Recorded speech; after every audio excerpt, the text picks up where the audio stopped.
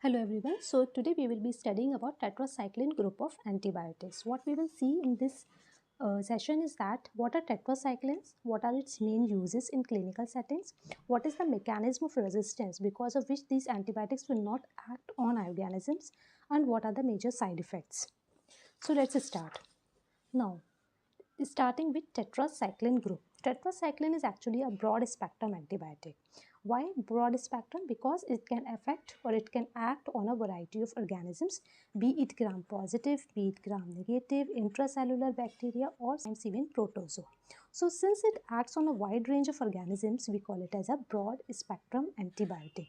On the other hand, when you look at the penicillin group, it is a narrow spectrum antibiotic. Why narrow spectrum? Because it will act primarily on gram positive organisms and its action on gram negative is not there.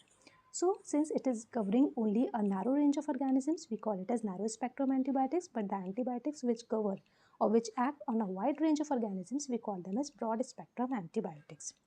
Now come to the class. It is called as tetracycline. Why it is called tetracycline? Tetra means 4 and cycline means cyclical wings. Since its nucleus has 4 cyclical wings, hexagonal wings, it is called as tetracycline. So this is the basic intrinsic structure of all tetracycline. There will be variable side chains in different compounds which will give them different properties. Now let's look at the classification. In classification, there is first generation tetracycline, second generation and third generation. But it all started in 1940 from the compound aureomycin. This was the first discovered compound. Aureo means yellow and its name is aureomycin because that compound was yellow in color. And then terramycin was discovered. But there were problems with these compounds because of low bioavailability. Further compounds were developed. So first is the generation includes tetracycline, chlortetracycline, oxytetracycline and demiclocycline. Now because of the toxicity or because of the development of resistance, further semi-synthetic compounds were developed. This include minocycline, doxycycline and maclocycline. Minocycline and doxycycline are very commonly used in clinical setting nowadays. Now again, because of the problem of toxicity or you can say mainly resistance, third generation fully synthesized tetracyclines are now available. The most popular is tigecycline. It was FDA approved in 2005 and is widely used now in clinical settings. Others are iravacycline, omadacycline and sericycline. So this was about the basic classification of tetracycline group. Now let's see how these antibiotics act on organism, that is what is their mechanism of action. So as we can see, these antibiotics are basically bacteriostatic in nature. What does it mean, bacteriostatic? Bacteriostatic means that it will only inhibit the growth of microorganism.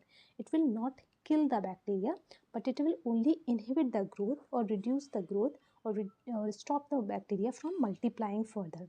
On the other hand, the antibiotics that are bactericidal, they kill the microorganisms. So bactericidal antibiotics kill microorganisms, whereas bacteriostatic antibiotics, they only stop the microorganisms for further multiplication.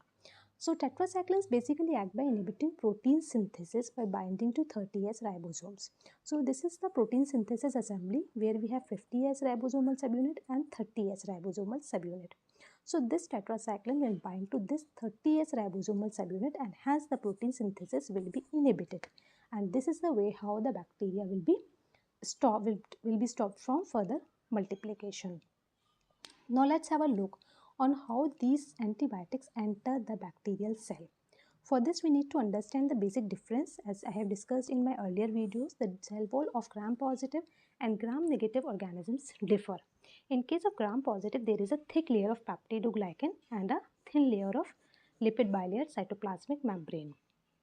Whereas in case of gram-negative organisms, there is a thin layer of peptidoglycan, a cytoplasmic membrane, but to add on it, there is an outer membrane layer. This outer membrane layer has some channels called as porins. So in case of gram-positive organism, how the antibiotic will enter? It will enter either by active transport or by passive diffusion. What is active transport? Active transport means the transport will require the presence of energy or ATP. So with the help of ATP, this antibiotic will move from outside to inside. What is passive diffusion? Passive diffusion means the antibiotic will not need any kind of energy. It will diffuse passively just because of the concentration gradient. or because of the reason why that this antibiotic has higher concentration outside rather than inside. So it will move passively inside. The third method, which is seen in gram negatives, is the use of porins as well.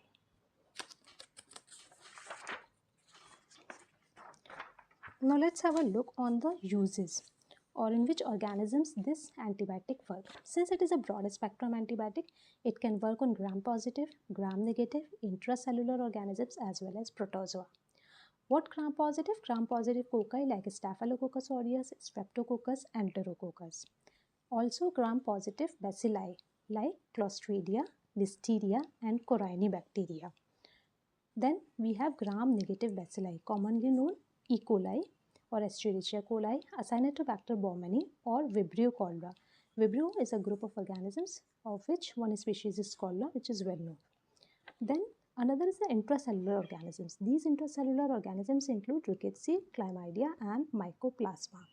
So it can act on gram positive cocci, gram positive bacilli, gram negative bacilli as well as intracellular bacteria. Now which will not act. It will not work for Pseudomonas, for Proteus and Salmonella. Why?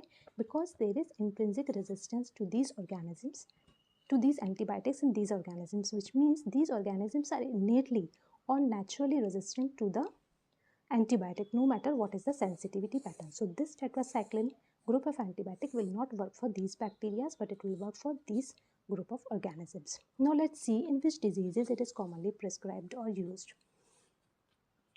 So tetracycline group is a first choice or mainly used for atypical pneumonia. Atypical pneumonia, that is the pneumonia which is not caused by streptococcus or common organisms like that.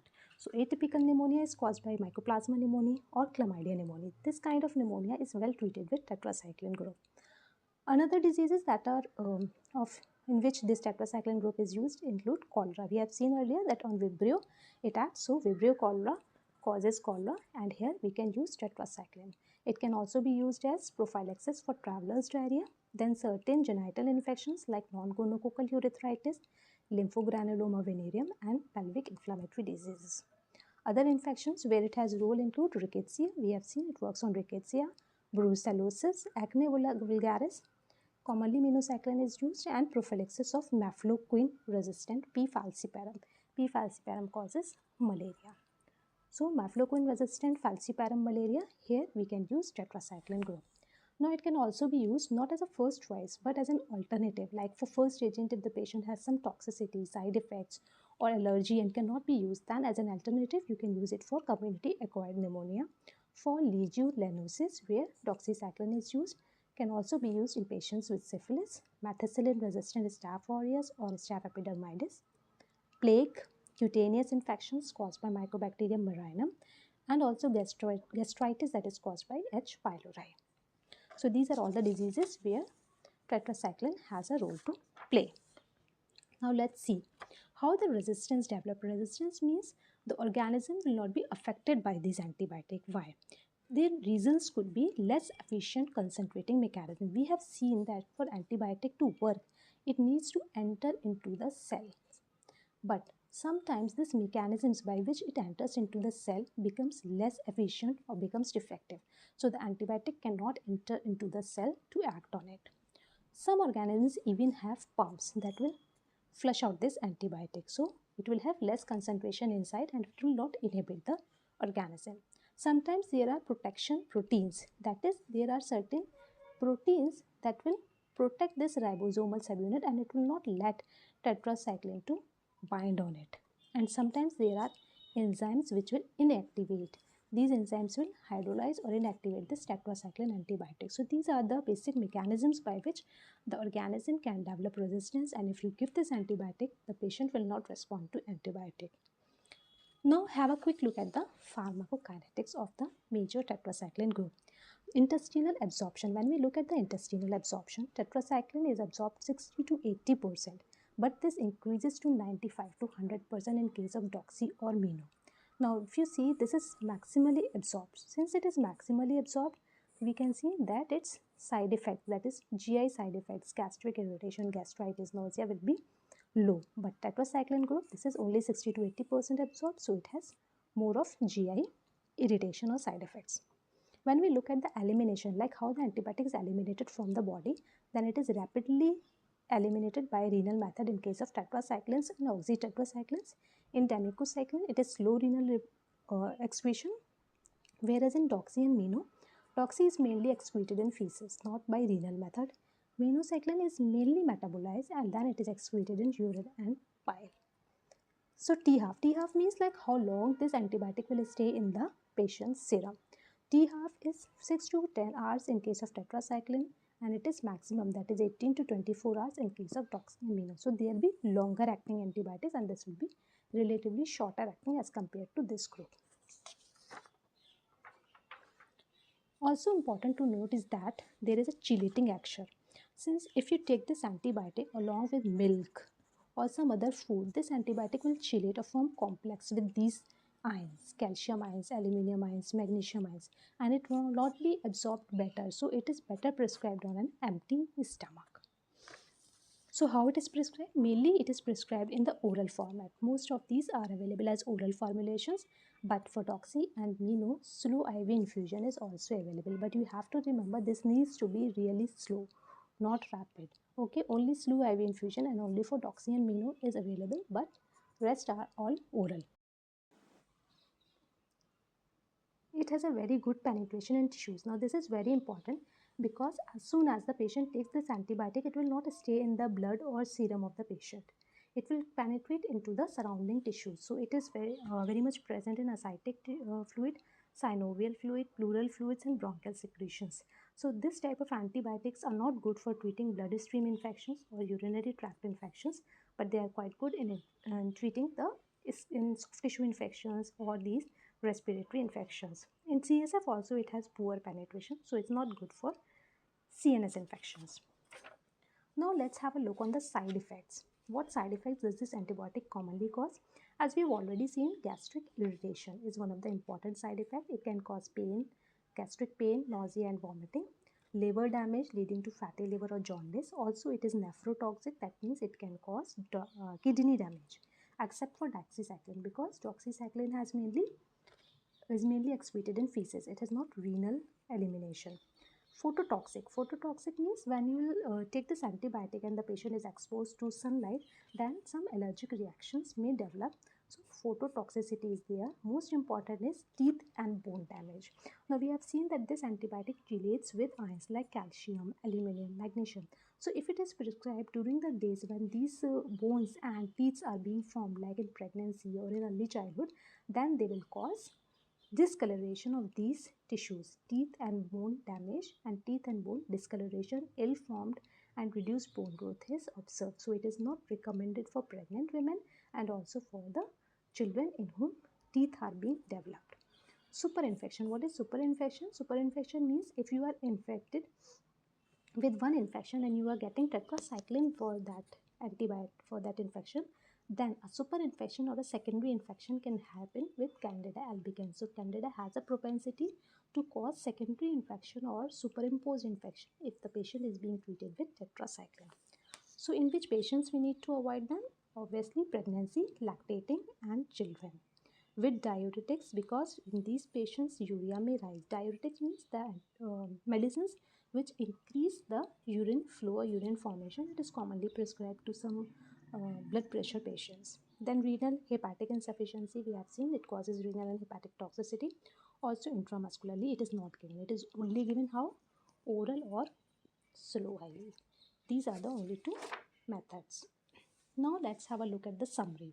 So we see it is a broad spectrum antibiotic. Broad spectrum means it will work on gram positive, on gram negative, on intracellular and protozoa. Okay, it has a role in community acquired pneumonia. It is a first choice in case of atypical pneumonia. Mainly excreted in urine except for doxycycline. Oral capsules are available and slow IV infusion is the less commonly method. Newer generations are there to improve absorption and less resistance like tigecycline, eravacycline and all. Do not use these in pregnancy or early childhood because bone and teeth defects may form. So this was all about tetracyclines. Hope you liked it. Thank you.